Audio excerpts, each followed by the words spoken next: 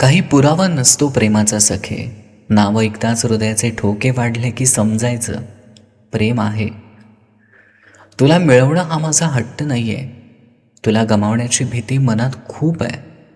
फक्त कधी माझ्यापासून दूर जाऊ नको. बाकी तुझे सगळे निर्णय मला मान्य आहेत. बाळा, माझं थोडं ऐकशील? कुणासोबत बोलण्यासाठी, चॅटिंग करण्यासाठी वेळ मिळत नाही. आम्ही बिझी असतो. हे कारण येत असेल तर समजून जा. तुमच्या नात्यात काहीतरी कमी पडते.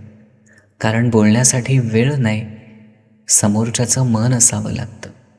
प्रायोरिटी मॅटर करते. तू जर बोलली नाही राहायचं माझ्यासोबत, तर हे मला मुळीच मान्य नसेल.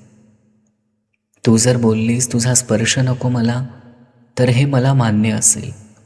तुझे नखरे, तुझा राग, तुझा सगळा त्रास, पीडा सगळं स्वीकारणं मला मान्य असेल. तुझ्या शरीराच्या जवळ नसलो तरी चालेल मला, पण कोणी दुसरं तुझ्या मनात हे मान्य नसेल. तू जर बोलली आयुष्यभर स्पर्श नको माझा, तर अनाथाश्रमातून मुलं दत्तक घेणं मान्य असेल. पण मनात मात्र मीच पाहिजे. आत्ताचं माहिती नाही, पण हां, एक दिवस तू मला खूप मिस करशील. तू मला तेव्हा मिस करणार जेव्हा तुला कोणीतरी विचारेल की तुझ्यावर कोणी जीवापाड प्रेम करायचं का. माझ्यावर आलेली वेळ एक चांगली शिकवण देऊन गेली. कोणी कोणाचं नसतं.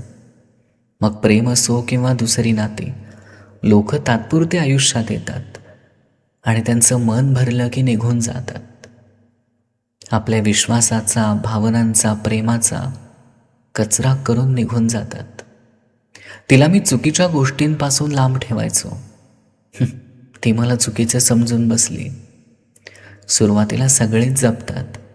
शेवटपर्यंत जपणारी माणसं आयुष्यात महत्त्वाची असतात.